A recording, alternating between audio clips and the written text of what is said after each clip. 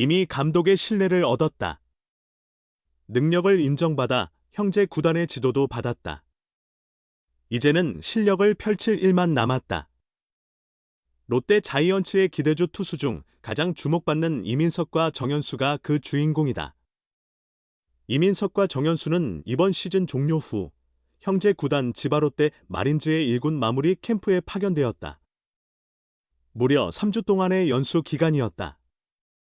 이는 올 시즌을 앞두고 오키나와 스프링 캠프에서 신동빈 롯데그룹 회장이 주도해 지바롯데와 합동훈련 및 교류전을 가지며 양 구단의 친밀한 협력을 약속한 데 따른 것이다.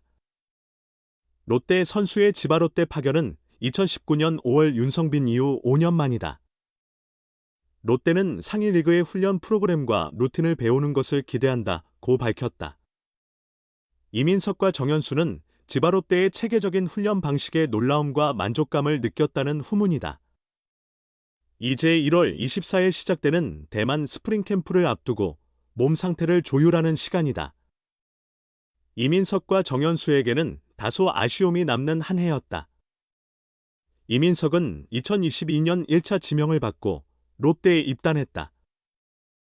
189cm, 95kg의 당당한 체격에서 나오는 최고 시속 155km의 강속구가 가장 큰 강점이다. 고교 시절 투구량이 많지 않아 팔 상태가 좋다는 점도 장점으로 꼽혔으나 지난해 4월 1일 두산 베어스와의 잠실 개막전 도중 팔꿈치 부상을 입어 토미존 수술, 팔꿈치 인대 재건 수술을 받았다. 긴 재활 과정을 거친 이민석은 9일을 인정받아 선발 테스트 기회를 얻었다. 6월 1일 NC 다이노스전에서 5이닝 1실점으로 좋은 모습을 보였지만 이후 두 차례 등판에서는 아쉬운 투구를 하며 불펜으로 보직을 옮겼다.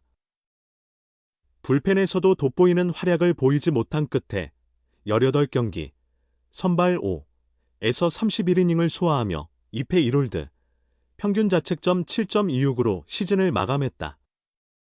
데뷔 시즌에서 제구와 구속으로 강렬한 인상을 남겼던 것과 비교하면 아쉬움이 컸다. 아직 젊은 유망주로서 프로 입단 후 수술이라는 고비를 넘었지만 김태형 롯데 감독에게는 직구만큼은 확실하다는 신뢰를 얻은 점이 성과다. 정현수는 최강 야구를 통해 먼저 팬들에게 이름을 알린 후 올해 신인 2라운드, 전체 13순위에서 롯데 유니폼을 입었다. 체격은 크지 않지만 우수한 구위와 변화구를 겸비했다는 평가를 받았다. 시즌 초인 4월 11일 1군 불펜에서 기회를 얻었지만 아웃카운트 하나도 잡지 못한 채 스트레이트 볼넷을 내주고 교체됐다. 이후 간간히 1군의 얼굴을 비추다 8월 중순부터 점차 1군 마운드에 적응했다. 특히 8월 18일 키움전, 3/3분의 1이닝 무실점, 8월 30일 키움전, 5이닝 무실점에서는 최고의 투구를 선보였다. 이후 불펜으로 이동하며 선발이나 불펜 롱맨으로서의 가능성을 보여줬다. 단발적인 원포인트 릴리프에 머물지 않는 모습을 보였다. 김태형 감독의 내년 시즌 선발 로테이션 계획은 스프링 캠프에서 윤곽이 드러날 것으로 보인다. 반즈 데이빗은 박세용의 1에서 3선발을 중심으로 김진욱과 나균환이 선발 기회를 먼저 받을 가능성이 크다. 여기에 베테랑 한현희를 포함해 이민석, 정현수, 박진 등이 5선발 자리를 두고 경쟁할 전망이다. 하지만 불펜 상황은 구승민, 김원중을 제외하면 아직 불투명하다. 어깨 수술을 받은 최준용이나 새로 합류한 정철원이 필승조로 우선 고려되겠지만 이민석이나 정현수가 이 자리에 들어설 가능성도 있다. 구단이 이민석과 정현수를 얼마나 아끼는지는 지바롯데 연수를 통해 확인됐다. 이제는 이들이 실력을 보여줄 차례다. 2017년 이후 롯데가 첫 가을 야구에 진출하기 위해서도 두 선수의 활약이 필수적이다. 5선발 경쟁 또는 강속구 불펜 전환. 거인 군단 마지막 1차 지명자 이민석의 2025년 역할은? 롯데 자이언츠의 마지막 1차 지명자인 이민석은 2025 시즌 어떤 역할을 맡게 될까? 부산 출신인 이민석은 수영초 대천중 개선고를 거쳐 2022 신인 드래프트에서 1차 지명으로 롯데에 입단했다. 이민석은 계약금 2억 원을 받고 롯데에 합류했으며 이후 1차 지명 제도가 폐지되면서 롯데의 마지막 1차 지명자로 남게 되었다. 2022 시즌부터 기회를 얻기 시작했다. 주로 불펜에서 활약했던 그는 2022 시즌 27경기에서 1승 1패 5홀드 평균 자책점 5.88을 기록했다. 인상적인 성적은 아니었지만 데뷔 첫 해라는 점을 감안하면 미래가 기대되는 선수였다. 첫 해 나름의 성과를 보였지만 이듬해 부상으로 쓰러졌다. 두산 베어스와의 개막전에서 1, 3분의 1이닝 무실점 투구를 했지만 9회 2아웃 상황에서 팔꿈치 통증을 느끼며 마운드를 내려갔다. 팔꿈치 인대 손상 진단을 받은 그는 토미존 수술, 팔꿈치 인대 접합 수술을 받고 시즌을 마감했다. 장기 재활을 마친 그는 지난 3월 퓨처스리그에 복귀했다. 퓨처스리그 6경기에 출전하며 경기 감각을 되찾은 뒤 5월에 1군으로 콜업되었다. 그 후 이민석은 선발진의 부준으로 선발 로테이션에 합류했다. 초반 성적은 나쁘지 않았다. 5월 19일 두산 베어스전에서는 3, 3분의 1이닝 동안 3피안타 4탈 3진 2실점을 기록했다. 6월 1일 NC 다이노스전에서는 5이닝 4피안타 3탈 3진 1실점으로 호투하며 가능성을 보였다. 그러나 이후 기복이 심했다. 6월 14일 SSG 랜더스전에서 재군안조로 1, 3분의 1이닝 2피안타 3실점하며 조기 강판되었고 6월 21일 LG 트윈스전에서도 2, 3분의 1이닝 3피안타 4실점으로 부진했다. 이후 불펜으로 전환하며 시즌을 마쳤다. 최종 성적은 18경기에서 2패 1홀드 평균 자책점 7.26이었다. 토미존 수술 복귀 첫 해였다는 점을 고려하더라도 아직 갈 길이 멀다는 것을 보여줬다. 롯데에게 가장 이상적인 시나리오는 이민석이 2025 시즌 5선발로 자리 잡는 것이다. 나균아는 2024 시즌 26경기에서 4승 7패 평균 자책점 8.51로 부진했고 이인복은 방출됐다. 4선발로 준수했던 김진욱은 상무 야구단 입대를 앞두고 있다.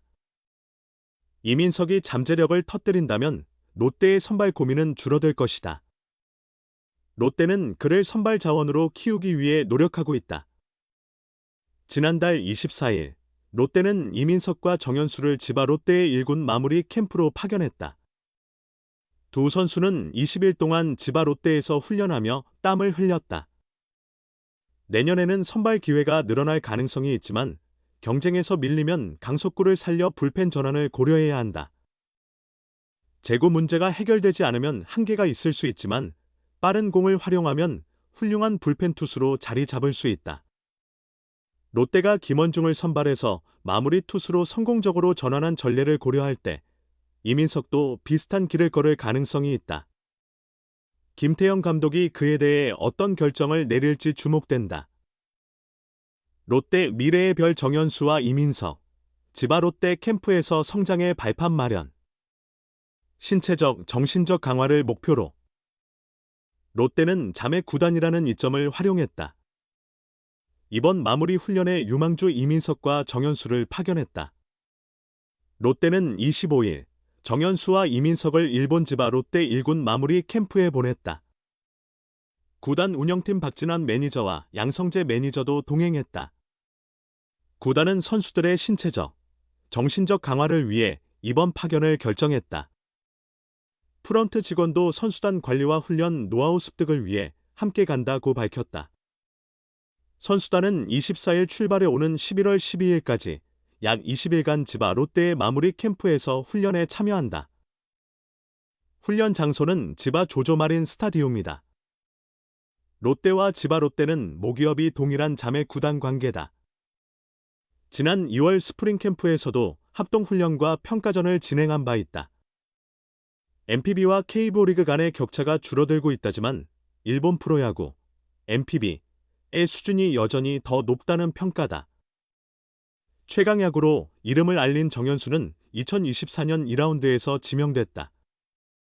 올 시즌 18경기에서 23.2이닝 동안 1승 1패 1홀드, 평균 자책점 4.56의 준수한 성적을 기록하며 성공적인 데뷔 시즌을 보냈다. 그의 커브는 달고도 못 친다는 평가를 받을 만큼 뛰어나다.